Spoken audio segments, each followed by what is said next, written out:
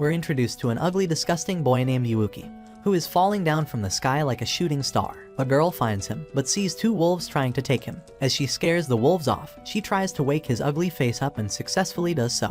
Earlier, an angel told him that he has lost his memories and that a girl would act as his guide, who is Kokoro. They begin camping in the woods for the night. Suddenly, the two wolves appear again, giving Kokoro a chance to guide Yuuki through the fight. However, his weak ass fails the fight, and Kokoro has to save his lame bum from the wolves. Meanwhile, an orange-haired girl is cleaning herself in a lake. She is enjoying herself when suddenly she hears the cries of a man asking for help. The girl runs to help them and finds that the man has a disease. The other man asks the girl to bring him his medicine from his bag. She returns with the medicine, but the two men appear to be thieves and steal her sword, and she tries to catch them. Kokoro and Yuuki go to the market, where Yuuki teaches him about this world and the different things in it. They meet a lady running a crepe shop. She calls both of them siblings, but Kokoro corrects her. Kokoro gives him some money to buy food, but Yuuki does not recognize the money and tries to eat it, which makes Kokoro worry. She tells him about the money and its importance. After eating ice cream, they decide to go shopping. However, they run out of money and do not find a good place to stay. They decide to stay in the woods for the night. Suddenly, the idiot of a Yuuki is once again attacked by the two wolves, but Kokoro saves him and apologizes to him for the trouble. Kokoro decides to start working to earn some money. They meet Karin, a member of the guild association, who tells them that forming a guild will provide them with a place to stay and agrees to offer her a part-time job. They see different quests but find them very difficult and dangerous. Yuuki and Kokoro take on their first task and go to collect mushrooms. Kokoro guides Yuuki about the places where they can spot mushrooms. Kokoro finds a tiny brown thick mushroom and carries it around. The naive orange-haired girl still tries to bring the medicine to the men, not knowing that she got bamboozled. Her stomach growls because she has not eaten anything, but she suddenly sees the two thieves playing with her sword. She calls them, but after seeing her, they start running away. They hide inside the bushes but are suddenly attacked by some crows and get injured. Yuuki and Kokoro meet the orange-haired girl who is lying on the ground. Kokoro makes food for her and she feels very happy. She thanks them for serving her rice because it boosts her energy. They introduce themselves to the girl, but she does not reveal her true name. Suddenly, a girl dressed in black watches them from afar and secretly charges huge mushrooms at them. As they battle the shrooms, Pecorine demonstrates her amazing strength, but one of the mushrooms snatches Kokoro. Yuuki sees this and unleashes his hidden powers that boosts his friends to the same level as Nina Agdal. After the fight, Yuuki and Kokoro collect the mushroom corpses for their quest. A small one tries to ambush the boy, but Pecorine catches it and instead of licking, bites it. However, she has a bad reaction to it and faints. In the meantime, there is a girl in a black dress named Carol who is moaning to some random cats about her inability to make friendships. Kokoro wakes up the next morning and finds Yuuki training hard as he wants to be a better warrior. While practicing, Yuuki hurts himself many times, which makes Kokoro worried. Yuuki joins her at the breakfast table after completing his practice. They get good compensation for the mushroom contest. Kokoro shares her worries for Pecorine, who is going to land us all. While eating breakfast, they meet a waiter who hears their conversation about earning money and advises them to start a guild. Kokoro finds it a good idea. The owner of the restaurant scolds the waiter for giving funny ideas to customers. Meanwhile, Pecorine wakes up, finding herself on a horse farm. She again starts her mission to find her father's sword but feels hungry. Suddenly, the two thieves, Ikachi and Charlie, hide somewhere to save themselves from the crows who attacked them in the woods. Ikachi advises Charlie that they should get rid of the sword because it proves to be unlucky, but Charlie is unwilling to throw the sword as they can both play with it at night. Yuuki and Kokoro visit a restaurant where an eating contest is being held. They find Pecorine as a contestant. She out-eats the competition and is crowned the winner. The two thieves also arrive at the restaurant, but after finding Pecorine, they run to save themselves. Pecorine, Yuuki, and Kokoro follow them but lose sight of them when they are attacked by another monster, who is sent by Carol. Pecorine fights back and defeats it with her crown power. She tells Yuuki and Kokoro about her sword. Suddenly, they hear some noise and find Carol collapsed on the ground. Pecorine wakes her up, introducing everyone to her. She gets annoyed when Pecorine tries to feed her hot rice. She makes her way back to her place while talking to herself about failing her plan. Later, she is sitting on a tree, thinking about Pecorine, when she hears two men talking. She realizes that they are the thieves who stole Pecorine's sword. Suddenly, a huge dragon charges at them, which takes the two men along with it. Pecorine and the pair arrive in the city to look for the thieves, and suddenly they meet Carol there. Pecorine gets crazy after finding out that the black dress woman's name is Carol, as it's the name of her favorite corn star. I mean, you're not wrong, but you didn't have to say it. She offers to help them because they were nice to her when she collapsed. Pecorine tells her about the thieves and their appearance. Carol tells them that those two men were carried by the dragon, which reminds Kokoro about the guild quests for capturing the dragon. She takes them to the dragon's nest, where the two men are captured. Carol hides herself in a safe place and asks the other three to go near the dragon to take their sword. However, the dragon is hiding the sword in its mouth, and Yuuki has a plan. He waves a cloth in front of the dragon to get his mouth open. However, the dragon captures him in its mouth, allowing Pecorine to climb on the dragon's face. Carol gets happy because she plans to let the dragon kill the three of them. Just as Kokoro was about to attack, Carol uses her magic to make it go sicko mode. As the dragon flies into the sky, it carries Yuuki, Pecorine, and the two robbers along with it. Pecorine manages to land a blow on the dragon's big fat nose, making it plummet to the earth and towards Carol. Carol's control spell breaks and the dragon turns on her as well. But Pecorine intervenes with her restored blade, and with a swift strike, she finishes the dragon. The thieves apologize to Pecorine for snatching her sword and thank her for saving them. Kokoro is worried for Yuuki, but he is also fine. Pecorine thanks Carol for showing them the way to the dragon, which embarrasses Carol because she planned to kill them. Pecorine invites Carol for dinner, which she accepts after a little hesitation. They eat rice while talking and feel very good. Pecorine suggests the idea of starting a guild together where they can find delicious food. Kokoro and Yuuki accept the idea, but Carol does not want to become a part of the guild and walks out. She reaches her home and finds her three cats playing together. She eats the rice and finds it delicious, but she does not accept it due to her hatred for Pecorine. The following day, Carol is thinking about Pecorine's fighting skills and thinks that Pecorine might be cheating. She plans to stalk her in the hopes of finding her weakness. Meanwhile, Pecorine wakes up at a farm with a hungry stomach because she's clearly a pig that needs to be fed sausages. What do you mean by that? She goes to the restaurant and fills her hungry animal stomach with 10 bowls of rice. Outside, she meets the two thieves who thank her for saving them from the dragon. And these crazy sons of guns take her to another restaurant to treat her to even more food. Damn, I really wonder how much fits in her mouth. In the meantime, Yuuki is sitting near a tree when he sees a girl named Eriko collapse on the ground. He gives her some rice, thinking she might be hungry, but she is surprised by his kind behavior. Yuuki and Kokoro find Carol peeking into the restaurant where Pecorine is stuffing her mouth with sausages. As they ask her why, she gets annoyed and lies to them. They offer her to eat with them, and she reluctantly accepts it. As Pecorine tries to offer Carol food, she becomes incredibly rude and acts like a big disgusting piece of cake. She wants to order the fish and chips, but the owner is out of ingredients because the fatso of a Pecorine already put them in her mouth and swallowed the big brown crispy fish. Pecorine recommends the secret dish, however the food contains bugs, surprising Carol because she finds it as disgusting as Pecorine's obsession with putting and swallowing food. The other three eat them happily. Pecorine passionately shoves her spoon into her mouth, and she ends up loving the food after trying it. Pecorine recommends the caterpillar, but Carol says she doesn't want to eat something so big and meaty. As they finish the food, Kokoro presents a guild application and asks both of them to join the guild. Pecorine is glad, but Carol is not willing to join the gang and walks out like a cold-hearted loser. Carol is annoyed at herself for liking them because her mission is to eliminate Pecorine and not to become her friend.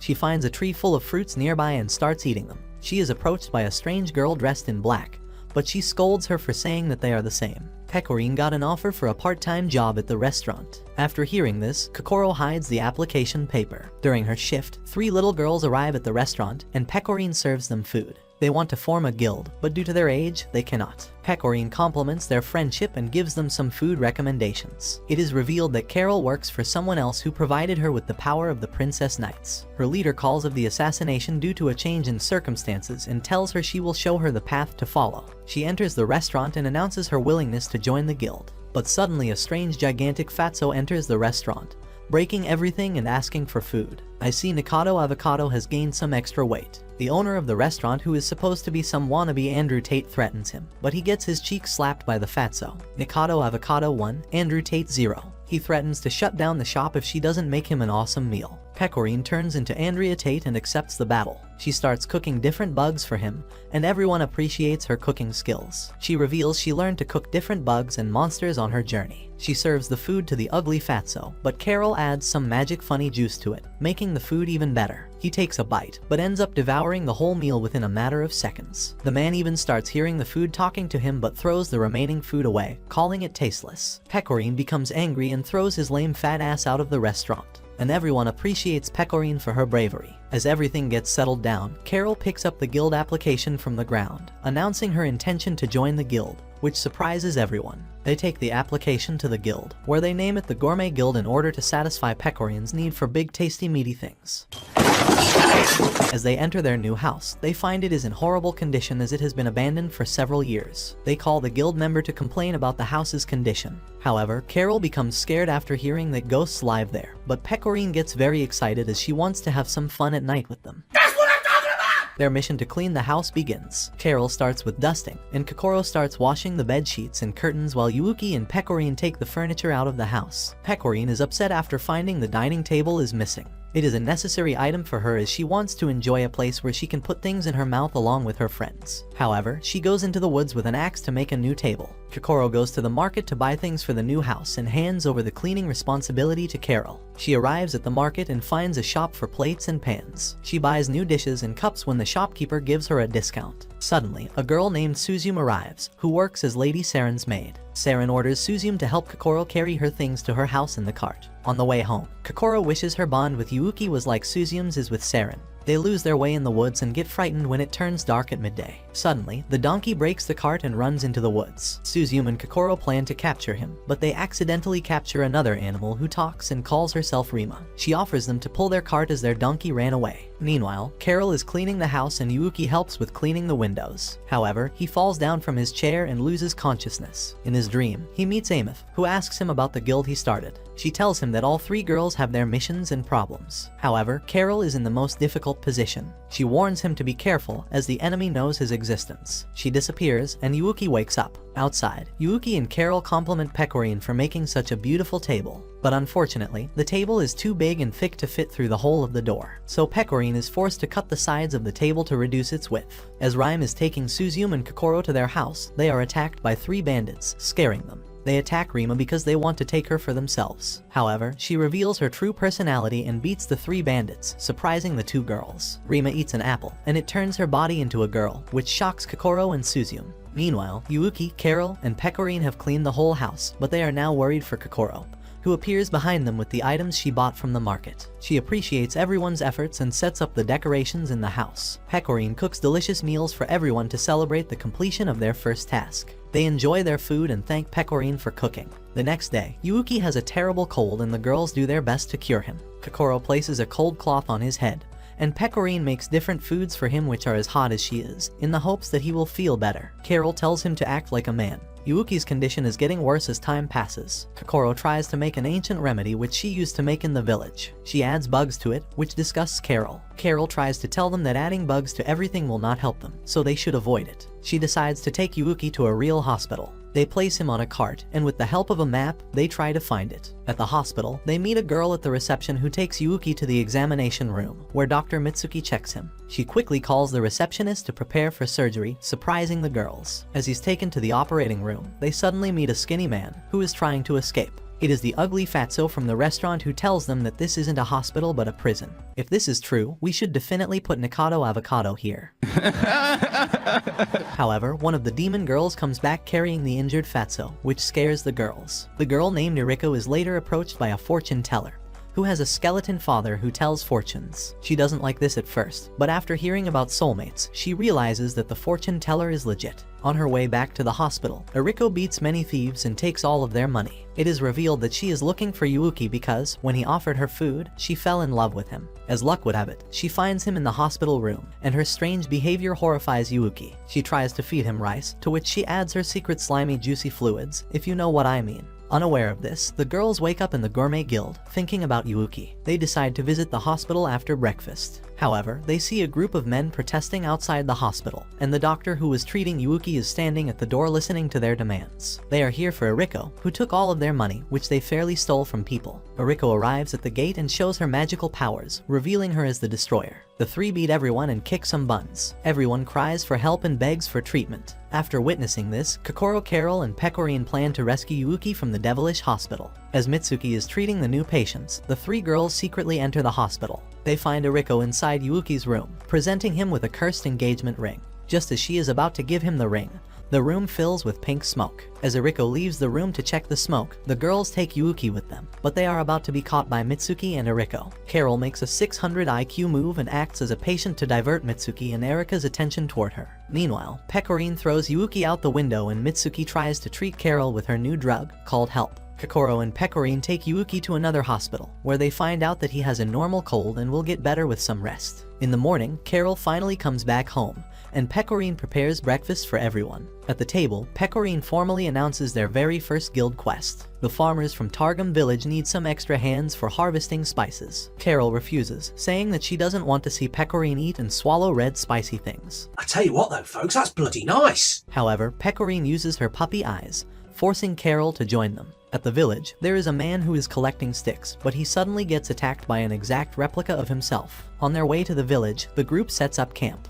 Yuuki is preparing a campfire, and Carol is trying to catch some fishes. After no success, Kokoro decides to make soup from plants and frogs, and Pecorine catches a chicken, which relieves Carol. After devouring the big tasty meaty swollen meal, everyone gets to sleep, but Kokoro is drinking her tea, glad to have started a guild. The next morning, the group wakes up at the camp, but suddenly Yuuki is kidnapped by a strange animal, who throws him onto a tree. When he wakes up, he sees a speaking tree trunk next to him. Suddenly, a girl appears behind a tree and takes the small tree trunk from him. She introduces herself as AI, and reveals she can talk to plants and animals. Kokoro and the other girls arrive as well and thank AI for saving Yuuki. After a long journey with a few bumps, the group makes it to the village, where they meet the leader of the village, Misato. As excited as they are about the upcoming harvest, the group isn't the only guild to help out with this harvest. It is revealed to be Rima's guild, and they are on their way to the village. Unfortunately, they see their doppelgangers standing in front of them, and they both launch the same attack on each other. Meanwhile, the group is exploring the village,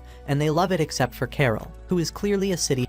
Suddenly, they see a sleeping girl floating in the air, and then falling to the ground. She introduces herself as Hatsune, and is excited to meet them. Just as Rima's group is dealing with the shadows, a third party intervenes. From the dust, a woman appears that claims to be simply looking for some fun. She orders Rima to stand up and fight her. Back to the village, Hatsune reveals that she has a sister in Rima's guild who is suffering from a disease. She is excited, as she will finally meet her after many years. She is very weak, but Hatsune is excited to give her the new book she bought for her. In the aftermath of Christina's attack, Shiori has been separated from the other members of her guild. Unable to pick herself back up, her doppelganger approaches her and disappears. We're then taken to Hatsune, who somehow meets Shiori and gives her the book she loves. It contains information about different animals and plants. However, she suddenly falls sick. Just as she apologizes to Hatsune, she wakes up and finds out that it was a dream, and that she is captured by her doppelganger. The following day, the group gathers with the other adventurers, ready to start picking spices. Misato and Hatsune check up on them, but Hatsune accidentally reveals that she has superpowers, surprising Carol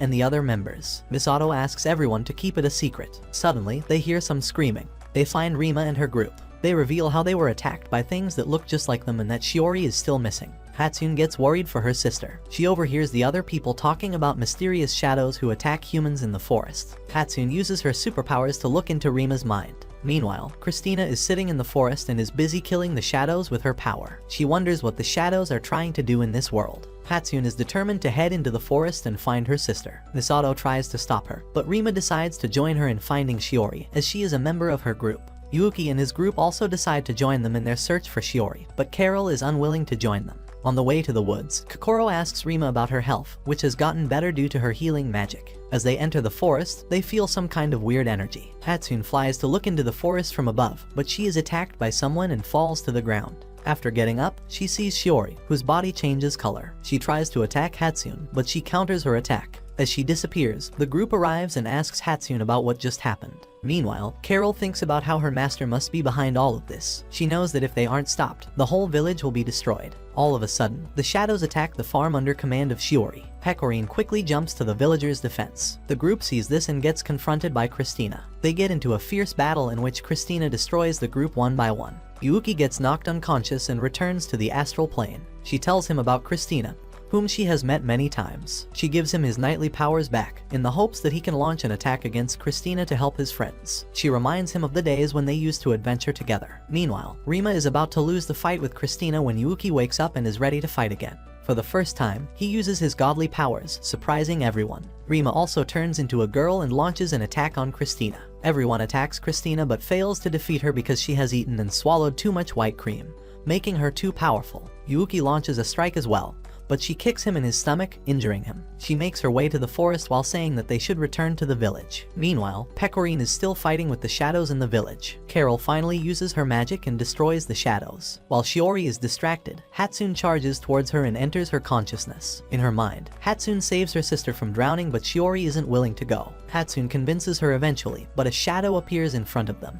The two sisters work together and launch a powerful arrow at the creature, which weakens it. Carol chants a spell and sucks the shadow into a big black hole while Pecorine delivers a final blow, destroying it for once and for all. Everyone rushes towards Shiori, who has turned back to normal. The following day, the group is eating rice when Kokoro describes the troubles farmers face here because of animals that eat their crops. Pecorine decides that their new quest is to help the farmers get rid of the animals, for which they will be rewarded with rice. Kokoro and Yuuki show their scarecrows, which they named Lady Amethy. Carol accepts the quest, but she is not happy as she wants a real reward. Carol remembers her last conversation with her leader, who wants her to observe Yuuki along with Pecorine. They visit the guild, where they find a quest to help the 3 girls who are too young to form an official guild. They need a master to teach them the basics of a guild. However, Karin informs them that this quest is not officially approved, so they cannot take it yet. They meet the 3 little girls outside the guild, where Misagi is crying and the other 2 are trying to calm her down. They reassure them that they are serious and not acting like other kids. Yuuki is happy to help and agrees to be their master. At night, Carol tries to pick a quest for the girls, but she does not find anything suitable for them.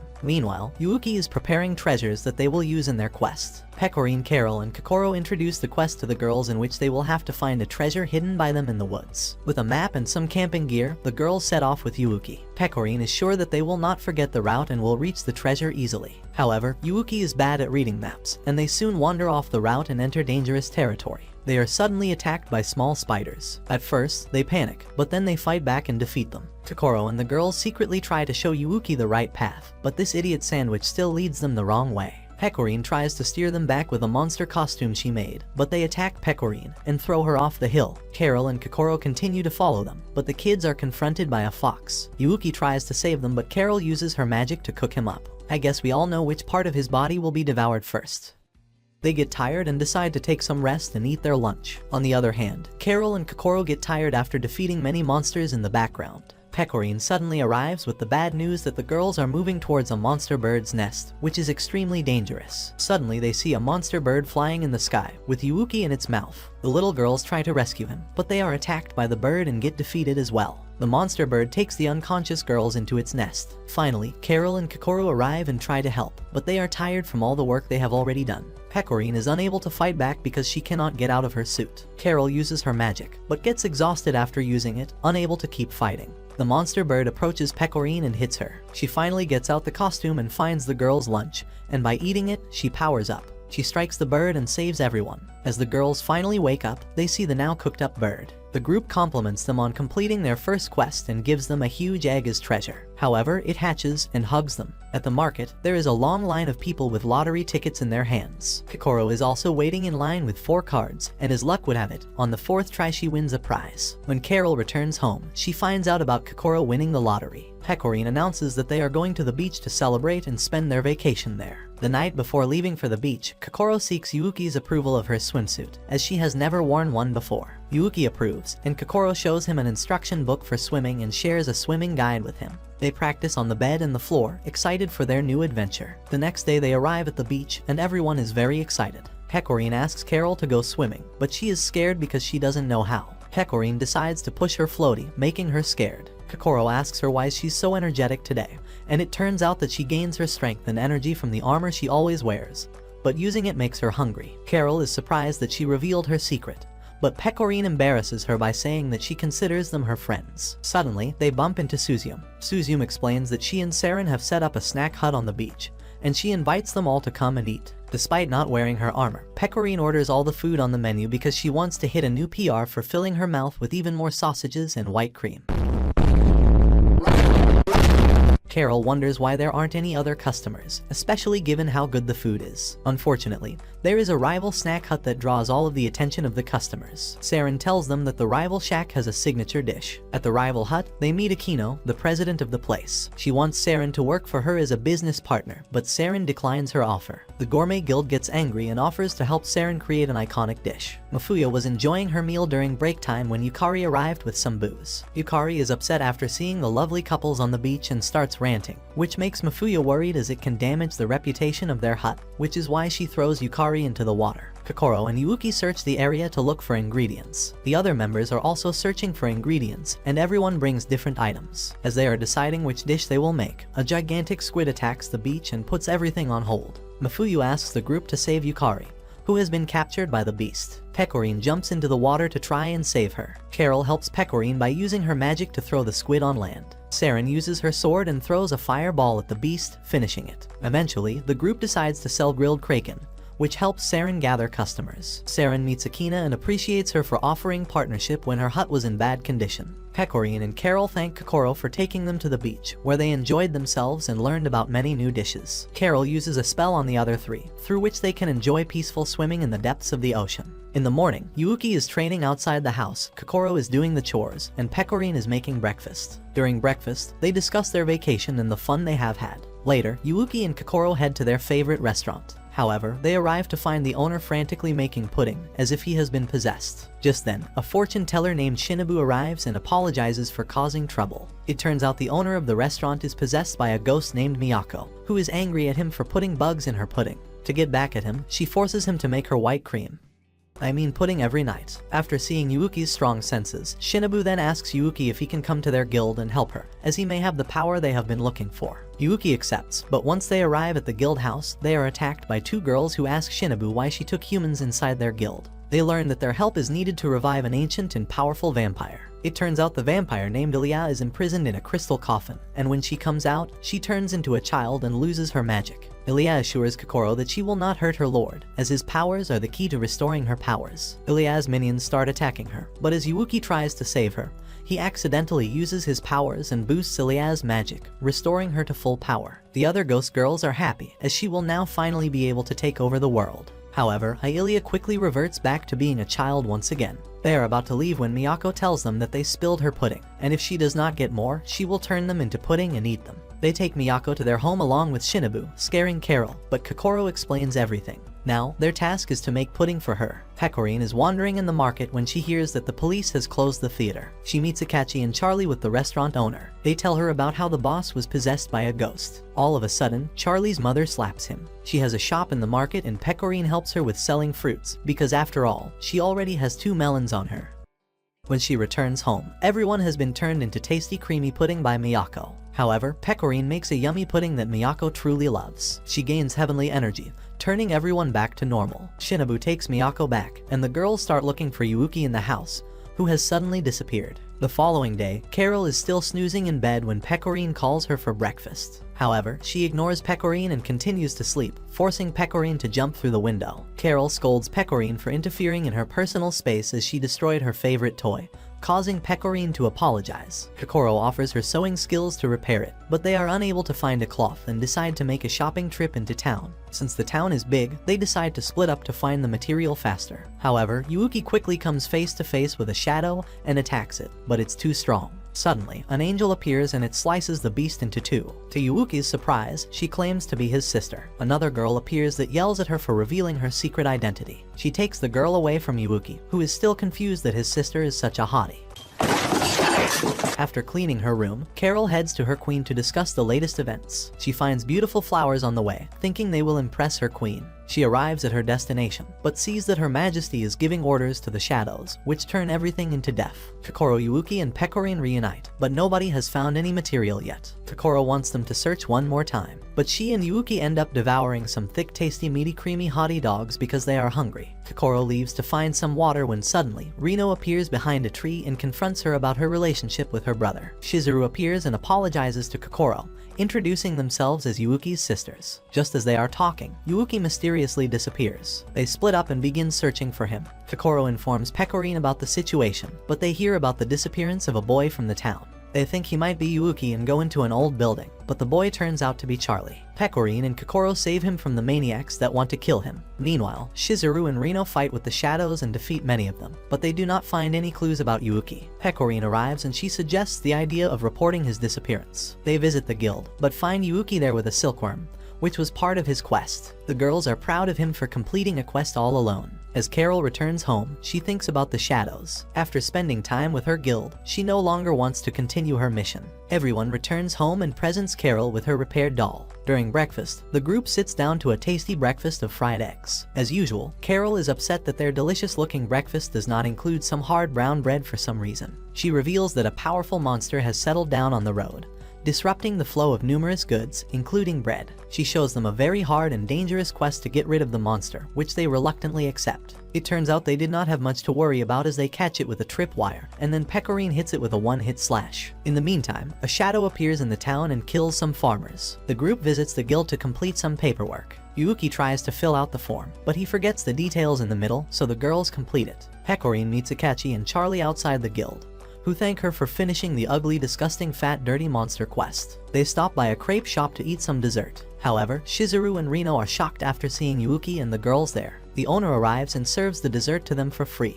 That night, Yuuki has a dream in which he sees everyone he knows lying dead on the ground. His guardian angel enters his dream and tells him that what he just saw may just be a memory or a vision of the future. Yuuki is traumatized after hearing this and decides to increase his training. Because of this, Pecorine begins to teach him how to use a sword. During lunch, Pecorine hears people talking about the king's family and the princess, which upsets her. Carol is feeding some stray cats when Akachi and Charlie appear, who suggest to eat lunch together with Carol. Suddenly, a gigantic shadow appears behind them, who causes a lot of trouble in the city. The shadow tries to eat a vendor, but Pecorine comes to the rescue and frees the man. She starts to fight with the beast, but Carol is reluctant to help her. The shadow charges at her, but Pecorine saves Carol from certain death. However, the monster grows stronger and fiercely attacks Pecorine. She takes on many hard blows before offering to sacrifice herself. She survives, but is severely injured. Kokoro uses healing magic, which triggers Yuuki's memories.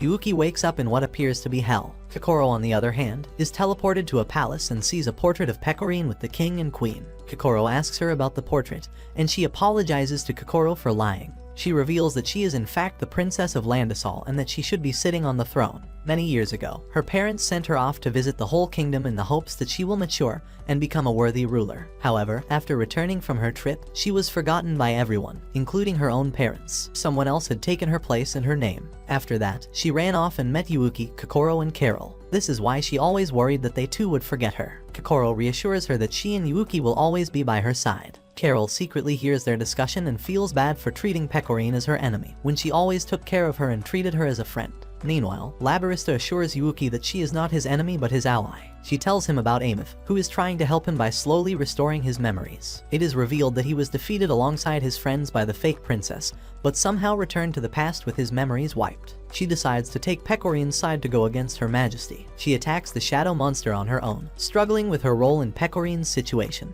However, Pecorine enters the battle while Kokoro watches. Meanwhile, the labyrinth's leader sends Yuuki to the combat to help his friends. After Pecorine and Carol attack the masked shadow, Kokoro gives Yuuki a stat boost, and he epically defeats the monster with his sword. The group is then teleported back to the restaurant, much to everyone's happiness. The following day, Carol is sleeping while Kokoro greets Yuuki, who is busy chopping wood. Meanwhile, Pecorine is standing on a tall building and is staring at a palace. Breakfast is soon served and they devour a tasty meal of eggs. Pecorine teases Carol for leaving her vegetables again and comments that it's not good to be a picky eater, which starts a fight between the two ladies. Kokoro spreads out an old-looking map in front of them, saying that Karin from the Guild Association gave her this map, which leads to a legendary seasoning. Kokoro urges the group to accept this quest. However, Carol feels that the quest seems useless. Pecorine, on the other hand, is very excited because she is always excited about tasting new meaty things and would love to try some legendary meat.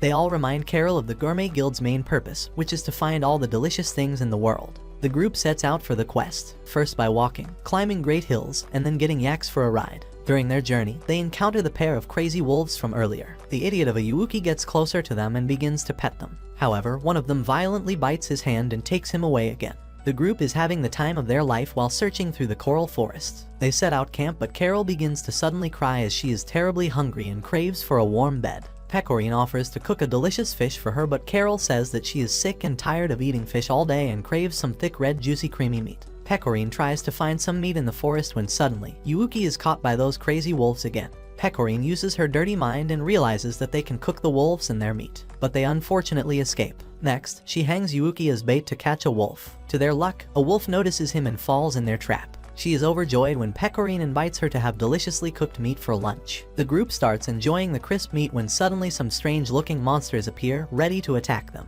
The Gourmet Guild draws their weapons, however one by one the members drop down due to food poisoning. It is revealed that they didn't eat wolf meat, but monster meat, which is very poisonous. As the monsters start charging towards them, a man jumps in and wards off those monsters with a single powerful blow. He then cures them all by giving them a specialty with healing abilities. The old man predicts that they are out to find the legendary seasoning called Drops of the Sea. Kokoro shows him the worn-out map that is almost useless, but he confirms that the spice does in fact exist. The man reveals to them that the Drops of the Sea are actually turtle tears, shed when it lays eggs. The man guides them that beyond the coral forest they will find the White Wastelands, and it is there the turtles lay their eggs. He then leads them to a place where he once engraved the map of the Coral Island, similar to the map Kokoro has. The Guilders make a copy of that map, when suddenly purple gases begin to emit out, taking the form of three ghost-like creatures. Kokoro and Pecorine realize that they have been tricked by the old man because the ghosts take the form of his three dead guild companions. Carol comes into action by saying that ghosts cannot be warded off by physical attacks, forcing her to use magic instead. However, Kokoro uses her magic to turn their souls back to normal. As they raise to the sky, the old man joins them as well, saying that their long journey will now finally come to an end. But Pecorine holds his hand and offers him to join their party as a ghost. The old man promises to always shed light on the path. They board a leaf-like airplane and take off, facing many hurdles and obstacles on their way. On reaching their destination, they find a gigantic turtle but are surprised that it is not laying eggs. They are disappointed. However, Yuuki points out that it's a male. The party soon returns home after an exhausting journey and has a simple meal of vegetable rice, to Carol's annoyance. Later, Pecorine and Kokoro start doing the laundry while Yuuki has gone to meet a client. Meanwhile, Carol is kneeling down in front of Her Majesty and is reporting on Yuuki and Pecorine. The lady asks her whether she forgot something to report. Carol realizes that her mentor is referring to the battle in which she betrayed her mentor and fought alongside her friends. Carol begs for forgiveness as she fears that she will be punished severely for treason. But Her Majesty forgives her, revealing that she and Carol are the only relatives in this world of lies. Meanwhile, Yuuki finds the client's place and heads inside, only to be attacked. Pecorine and Kokoro find Mama Yasuko and her sons Charlie and Hicheki, who thank the girls for protecting their town earlier. While walking, Kokoro reminds Pecorine that she still hasn't told Yuuki and Carol that she is the real princess of Landisol. Pecorine says that she will tell them when the time is right. The girls visit the clothing shop, where they find Yuuki in a pink dress. The shop lady has hilariously turned Yuuki into a female model and is trying all her dresses on him. The lady thanks the group for giving her such awesome materials to use during their next concert. Her friends also come along and then introduce themselves as members of the Idol Guild, a group that sings, dances, and fights. Eventually, Carol arrives as well, only to find the group in colorful costumes. The Carmina group grabs Carol and ties her up with a measuring tape to find out her sizes and dress her up like a mannequin. During tea time, Carol is still angry for being forced to wear dresses, while the Carmina group tells them for some reason. Monsters show up whenever they are performing, so they fight them off in order to protect their audience. Yuuki has some sticky white cream on his face and goes to wash it off. However, he encounters the burly fans of Carmina who make sure that the Carmina girls are protected at all costs. When they learn that Yuuki went to great lengths to find rainbow silk for their beloved girls, he is given celebrity treatment to everyone's surprise. Later that night, everyone is dozing off peacefully except Carol, who's standing on a ledge, all alone. Later, a man is robbing an innocent woman, but a shadow takes care of him. Meanwhile, Carol encounters Christina, who asks her for another report. Christina shocks her by saying that when the shadows went on a rampage not long ago, Carol's group had something to do with it. Christina orders Carol to introduce her to the powerful warrior who saved the town without a single casualty. She tells her that Her Majesty has summoned Christina and Carol for some work that needs to be done very secretly. The next morning, Pecorine excitedly tells Kokoro and Carol about the upcoming concert, and the party after that. However, Carol doesn't show any interest and leaves the house to everyone's surprise. At night, Carol encounters one of the Carmina girls and is surprised that she is out so late when her concert is tomorrow. The girl tells her that she cannot dance and sing like her friends, but when she sees people smile, it makes her overjoyed. The following day, the concert takes place. During the concert, Carol can feel that the shadows have arrived. Christina and Carol get busy fighting off those shadows, with Carol using her magic and Christina using her sword. Christina says that these are the stray shadows that were tasked to collect human souls but escaped from the clutches of Her Majesty. At night, Pecorine, Kokoro, and Yuuki are worried when Carol doesn't show up for dinner. Carol finds them and tells them to stop as they are embarrassing her. The following morning, Pecorine and Carol are lying on the roof while waiting for Yuuki and Kokoro, who have gone shopping. At the market, Yuuki is grabbed by the strange girl with the speaking log from before. Ai says that she has been enrolled at St. Teresa's Academy for Girls. Kokoro comments that it is one of the top schools in the whole country, but Ai throws herself at Yuuki and begs him to save her. She tells them that she hasn't been able to properly introduce herself at school. Recently, one of the upperclassmen has summoned her and she is afraid that the latter will tell her that a country girl like Ai has no place at such a prestigious school. Ai brings them to the enormous library of her school and shows them around when Yuuki spots a bunch of books cluttered on the ground. He picks up a book and finds a face staring at him. The girl introduces herself as Uni. Uni tells them that she was searching for a book last night when a stack of them fell over her, trapping her. Yuuki gives her something to eat and mentions that she notes everything down in a diary. Ai mentions that Uni is also doing a thesis, and when asked about the topic, Uni says that she forgot it. They are joined by an annoying bee named Chiru and a second-year girl named Chloe. Together they are trying to get a scholarship because, as expected, the school is only for high-class rich girls. Ai continues by saying that many students pass through the forest. However, something strange is going on in the forest and they want to solve it before anyone gets hurt. Pecorine and Carol agree to help the girls. As the group heads deep into the forest, they hear some scary sounds. They come across a graveyard that none of them have ever seen before. As they go in deeper, the fog around them gets thicker. Uni takes out a rock that gives them the exact directions like a compass. Uni explains that she was very lonely and wanted a companion, so she used magic and made the rock conscious. Suddenly, the group realizes that they are actually moving in circles and are lost. Uni tries to ask Rosetta for directions, but they hear a weird sound coming from the graves, which makes them all run away. As they continue to run, they are surrounded by a ton of dark ghostly shadows, and Cheru claims that those are the Green Guardians. As they flee for their lives, they realize that Ai is missing. They split up in two groups and begin looking for her. To Carol's horror, Chiru and Chloe disappear one by one, and then Kokoro also vanishes in the blink of an eye. A terrified Carol begins to run for her life towards Yuuki, but she trips, and two hands appear from behind and grab her. It is revealed that the hands belong to Ai, who buries her like John Wick from Walmart. Yuuki, Pecorine, and Uni look at her in horror, but then hundreds of dancing skeletons appear from nowhere, and the whole forest bursts into flames. Yuuki and Pecorine use their magic to beat those skeletons just as hard as Nikocado Avocado beats his plumber.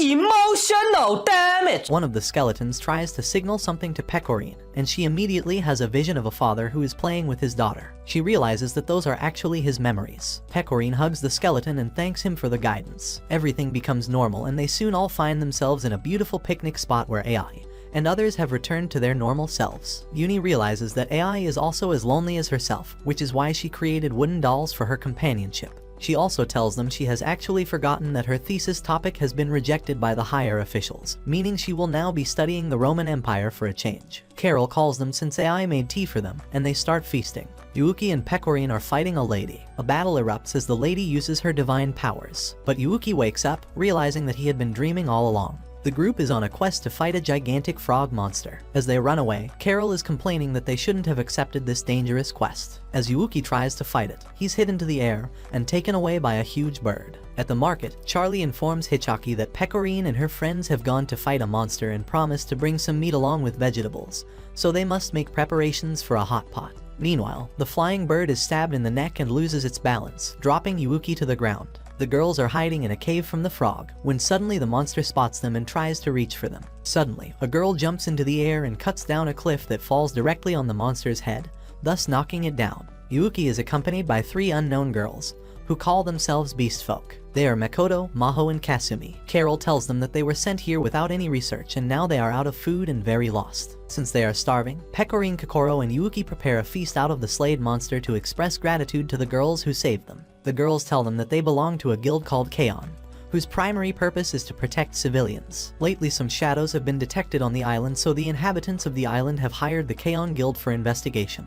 But up until now, they haven't found anything worthwhile. As a token of gratitude, Pecorine offers their help. Kasumi spreads out a map and points at the spots where the shadows were spotted. Makoto suggests they split into teams for better investigation. Makoto mentions that she didn't know a monster tasted so good, and Pecorine tells her that the world is full of delicious foods and it's the job of the Gourmet Guild to find them and use their meat well, if you know what I mean. Suddenly, Yuuki is attacked by a group of shadows. Kokoro comes to his rescue and uses her magic skills. Kasumi takes out her magical vial to trap the shadow, but he punches her, which sends her flying away. Yuuki uses his magic and shares his powers with Kasumi. She uses her newfound power to blow the shadow into pieces. Suddenly, they find a shadow that looks exactly like Kasumi and capture it. They put the shadow in a cage and call it Kiri. She isn't reacting to any of them, but when Yuuki tries to communicate with her, she actually responds. Kasumi notices that Kiri developed some kind of consciousness after meeting Yuuki, which is very unlikely since shadows don't have a soul. Yuuki emits his power of light again, and as a result,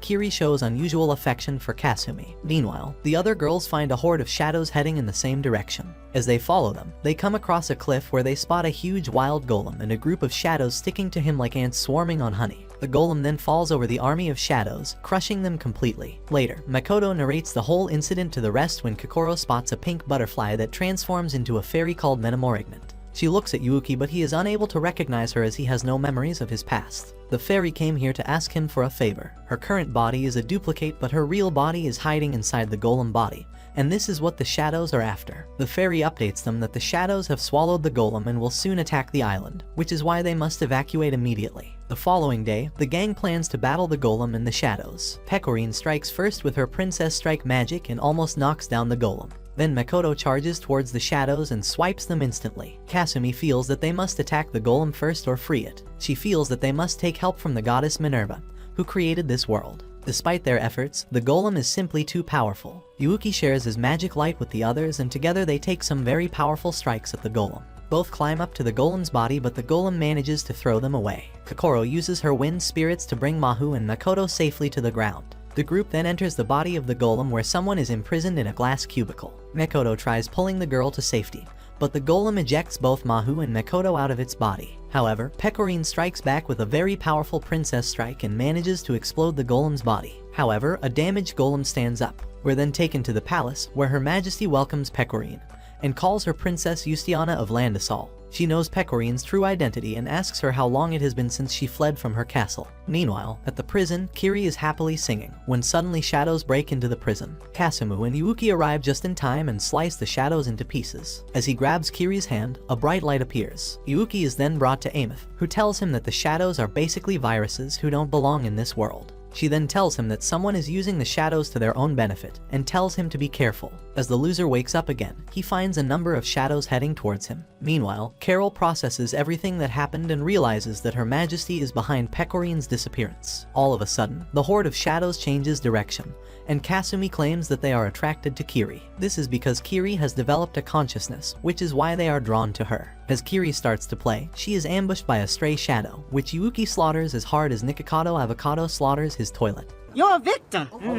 Meanwhile, at the palace, Her Majesty tells Pecorine that everything she owns is an offering to her. Pecorine yells that if she wants to rule Landisol, then she must listen to her people. Her Majesty says that she can see pain and frustration in Pecorine's eyes, which tell her that she fears to be forgotten again. As she says this, many shadows appear from the ground, surrounding Pecorine. Meanwhile, the group successfully manage to lure the golem and the shadows towards them. Kasumi says that as soon as they land on the lake, they will take Kokoro's glider to get back to the others. As they run towards the glider, a strange light hits Kiri and she falls to the ground. Her body begins to evaporate, and then a magical seal begins to form around Kiri. While this is happening, the shadows and the golem change their direction again and head towards the city walls. Kiri says her goodbyes, and Ameth can be seen struggling. Suddenly, Labyrinth appears. Labyrinth manages to preserve Kiri's consciousness, however the destruction of her body can't be avoided due to the world's cleansing function. She promises to keep her safe until everything will be taken care of, so that Yuuki and his friends can see her again someday. Labyrinth sadly says that since shadows are bugs, even if one gets a living body, it still won't have a soul. But if a shadow develops a consciousness, then it basically becomes another human. Back on the ground, the trio is very sad about Kiri's death. They hop on Kokoro's glider in hopes of making it to the city in time. Seeing Yuuki's selflessness, Ameth deeply regrets dragging Yuuki to this world and hopes he will restore the broken bonds of this world. A flashback is shown in which Yuuki gets deeply wounded while protecting Pecorine. Labyrinth gave him a choice, either return to that hopeless battle and protect the bonds he has now, or go back in time and start a new life. As long as he stays the same person, his relationships will have a chance to start all over again. Yuuki signaled for the second, turning time backwards instead of forwards, and he was then dropped on Earth, just like in the beginning of the story. Carol is bravely fighting off the shadows with her magical staff, and Yuuki joins her. At the Landisol Palace, Pecorine effortlessly fights off the shadows. She then confronts Mana for stealing everything from her, but proposes to have a meal together, hoping to finally understand each other better. However, Mana refuses and says that everything now belongs to her. She then teleports her back to the battleground, where her friends are facing the shadows and the golem.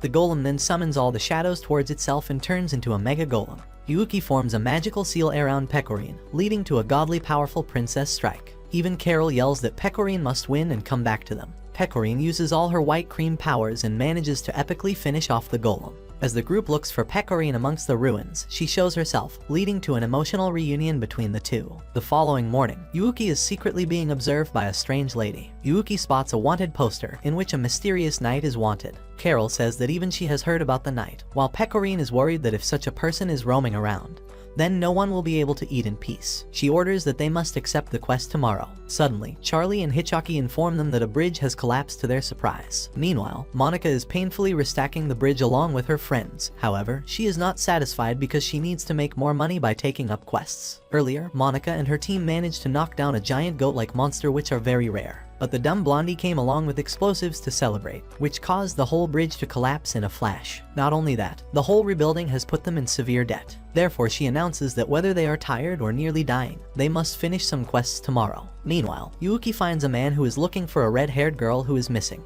His assistant tells him that a strange kind of potion is being passed around in the town. Taking that potion makes one feel overjoyed and see things that aren't there, such as the rock being natty. However, it affects both the body and mind. The man begs Yuuki to bring back the girl if he sees her. Later, Yuuki miraculously spots the girl in front of him. As he looks down, he sees a stash of creamy corn magazines. As the Gigachad inside of him awakens, he rubs 2 stones to produce a fire, sending those books back to hell. At night, Carol and Pecorine are roaming around the city and find Monika being kicked out of the restaurant for being too young to drink. She tells him that she is here for Kyuka, who has already left. Carol helps Monika up, but she rushes away. Meanwhile, Kokoro and Yuuki have an encounter with a knight that can easily divide his body into upper and lower forms and then reunite them like 2 puzzle pieces. They are saved by a man wearing a mask. The man tries to fight the knight with his sword, but he escapes like the coward that he is. Kokoro thinks that the knight's armor belongs to the palace. She spots a green sticky matter that immediately melts away, leaving no traces. In the afternoon, Mastery is taking a nap when big sis Tomo comes and wakes her up, giving her something to eat. Tomo stares in the distance, thinking about how no one tried to protect Landisol like her friend did. Suddenly, Christina comes along and begins to tease the two.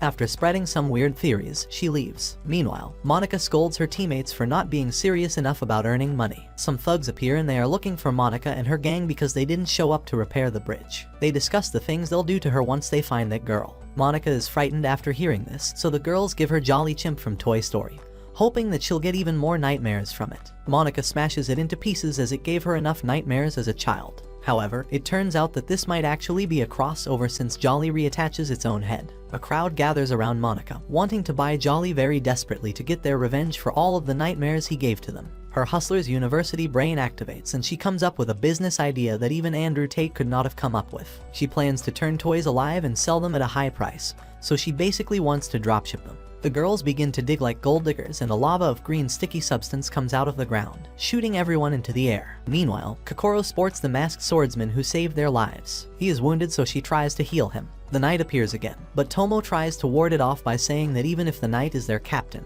protecting her people is her prime duty. However, the masked man finishes the knight with a single attack. From his voice, the girls realize that he is in fact their captain. Natsuri charges towards that knight and uses her Tiger Hero Bomber move, blowing his back out. Tomo uses a secret technique and swings her sword at the fake knight. The captain then jumps into the air and uses the armor break spell. While they are dealing with the knight, Carol and Yuuki are chased by that green stuff that has developed a tentacle-like appearance. The knight uses the green gunk to resurrect himself like Liver King does with needles. The knight, who now looks like Megatron from the dollar store, starts to deal some big powerful blows. When the restaurant owner spots them, he lassos a bottle towards Monika, who grabs it. With the help of several other people, they manage to pull the girl and her friends out. Pecorine uses her Princess Strike to send the dollar store Megatron back to his home planet. After everything settles down, Monika feels obligated to help in the rebuilding of the town since all the damage was caused by her Hustler's University idea. Monika reports to her commander how unfairly she is treated because of her short size, which hinders her investigation.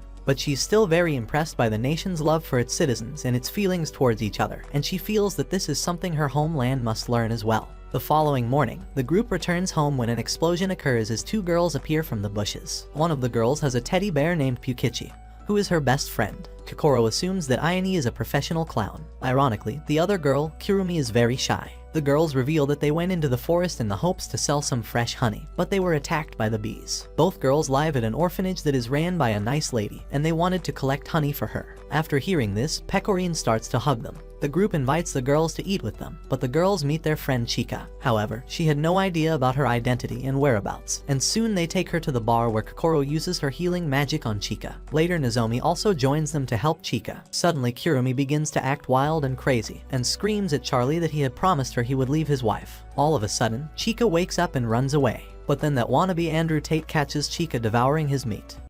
He tries to stop her, but she continues to chew on his meat. When things calm down, An gets closer to Chica and calls her Pukichi to everyone's surprise, and Chica recognizes her immediately. But then Chica snaps out of it and is thoroughly humiliated about her previous actions. Chica reveals that the whole thing is called memory manipulation, and currently Kirumi is also under the influence. She explains that this is done by Foggy, the spirit of memories, who implants false memories into a person's brain for harm. She warns everyone that Foggy is probably watching them from afar. Miss Saren also comes along to pick up her girls when she slaps Charlie's brain out. Even the wannabe Andrew Tate has transformed into a baby Tate with a pacifier in his mouth instead of a Bugatti. Pecorine and Carol are on their way to Foggy's seal. On their way, Pecorine gives Carol a piggyback ride since her foot hurts. They soon reach the spring where Foggy is sealed, and Carol puts her foot in the cold spring water. Pecorine tells her that it feels like Carol is her older sister. Yuuki, the younger brother, and Kokoro seems like their mom since she is very responsible. They look around for some signs when a little bird begins to peck her beak on the water's surface. It is then that Carol catches a glimpse of the seal. Back at the restaurant, more people have started to act like babies, and Nozomi predicts that Foggy must be nearby.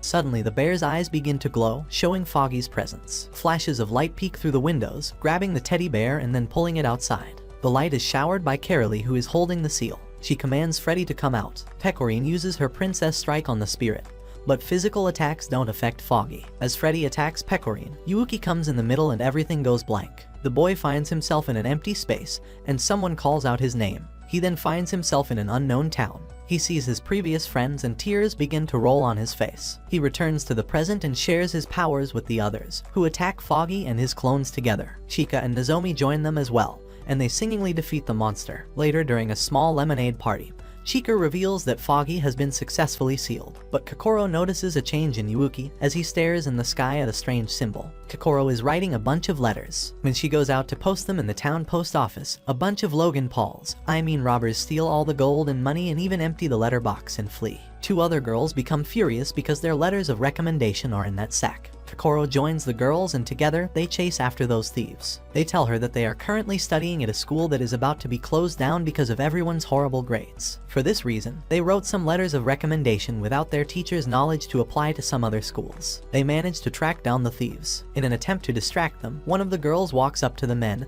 and begins to pole dance ridiculously. The thieves think that she is messed up in the head, so they tie her up and imprison her. Meanwhile, Carol spots Mana and secretly follows her. She watches Mana taking a bloodbath, but she spots her. Mana tells Carol to be careful and not eavesdrop like that again. In the meantime, Yuuki is sitting on a ledge and is thinking about his past life and friends. Labyrinth joins him and he tells her he remembers he used to have adventures with his friends, but how he couldn't protect them. His speech has matured a lot ever since that memory incident. Labyrinth tells him that he should be thankful that he's alive and has companions now as well. Pecorine sees a hallucination of herself that tells her that if she reveals her true identity to her friends, she will be forgotten again and will have no friends. The crazy captured girl is crying because her grown-up charm is not that effective. Kokoro and the other girl throw a smoke bomb on the thieves and break in. They untie the little girl, grab their letters, and try to make their escape. When the thugs leave, they run into the woods. One of the girls tells Kokoro that their teacher must be worried about them. She reveals that everyone gave up on them, and only Ms. Lowe still had faith in them. The thieves find them, but as they're running away, the older girl uses her magic to draw a crossbow and attacks the thieves. As it looks like they're defeated, the thieves charge at them. However, Tomo appears out of nowhere and saves them. A patrol of knights appear,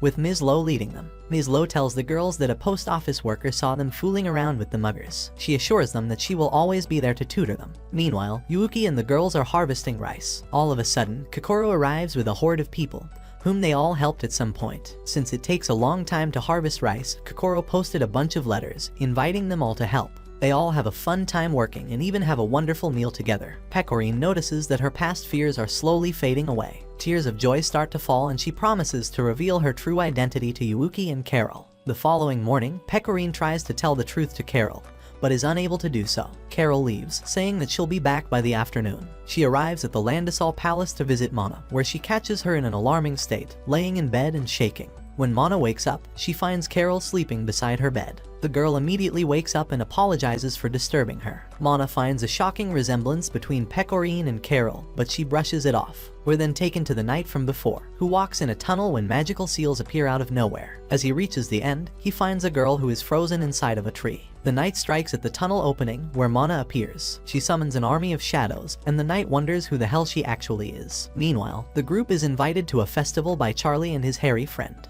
It is specially planned by Mama Yasuko and her sons. Shizuru appears behind them and drags her younger brother towards her stall. Yuuki's other sister, Rino, is there as well. Labyrinth appears as well, and they give their brother a delicious cone of ice cream. While he's devouring his treat, Labyrinth is happy to know that he has formed a special bond with his new friends, who care for him as if he were their child. Meanwhile, Mana is walking down the palace hallway when suddenly red metallic beams begin to appear everywhere, and it is revealed that those were sent by Labyrinth. Meanwhile, at the festival, Kokoro takes Yuuki with her to give Carol and Pecorine some privacy. Pecorine tries her level best, but she's not able to come clean to Carol. Labyrinth tells her that it's time for payback. She draws out a huge sword to attack Mana. She boxes Mana in with a bunch of rods and floods the whole box. I see that Labyrinth has been playing a little too much Fortnite lately. Mana manages to free herself with her magical powers. To Labyrinth's surprise, Mana summons Metamorignet in an attempt to tease her. Mana then creates thousands of daggers to attack Labyrinth, but she creates a massive brick labyrinth and passes through them safely without even getting a cut. Labyrinth then directs the daggers in a circle and destroys them. Mana uses Metamorignet's powers and creates a moon and sends it towards Labyrinth. Not wanting to get crushed, she uses her powers to create Mars and the two heavenly bodies collide. After abusing Metamorignet's powers, Mana herself has exhausted her magic, leaving her with no more powers to use. Labyrinth showers a rain of arrows on the shadows, thus finishing them off. She reminds Mana of the time when she gathered all of them and tried to kill them. Something unexpected happened that time and she fell asleep unexpectedly. After that encounter, something took away all her powers, and now she is using the powers of the shadows as a temporary source of power. In the meantime, Pecorine tries to enter Carol's room to try and come clean.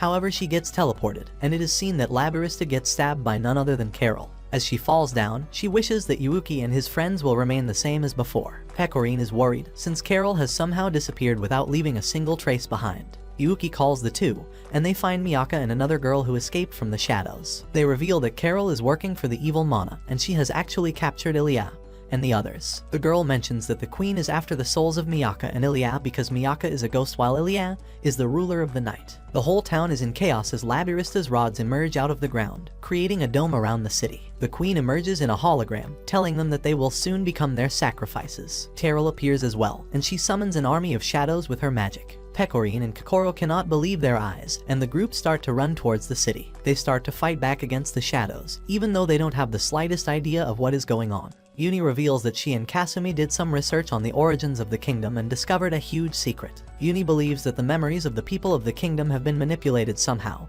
and that the current queen is an imposter. The civilians run towards the palace, begging the princess to let them in as the whole town has been invaded. Mana calls Carol, who fires a shot at them. However, Pecorine blocks it and she begs Carol for answers. Mana then asks Carol to bring her a drink, so she lifts up her staff and fires at the people, but Pecorine blocks her attack. Pecorine charges at Carol, dodging every one of her attacks. Carol freezes the girl with her magic and throws her away. She promises to make her death as short and painless as possible, and uses black magic on her. Meanwhile, the shadows are causing immense chaos in the town. Mama Yasuko orders everyone to stay together and fight as a team. Meanwhile, Tomo is leading a crowd of people toward the castle when Matsuri informs her that the castle is full of shadows and the captain and vice captain are nowhere to be seen. Yuuki and Kokoro are running for their lives when Yuuki starts to feel dizzy and falls down on the ground. Kokoro along with Mama Yasuko and her sons ward off the shadows that are heading towards them. As Carol begins to sob, it turns out that Pecorine is still alive and well. She pins Carol down, urging her to reveal her true feelings about the Gourmet Guild. She reminds her of the time when they laughed and played together. Carol remains unfazed and electrocutes Pecorine.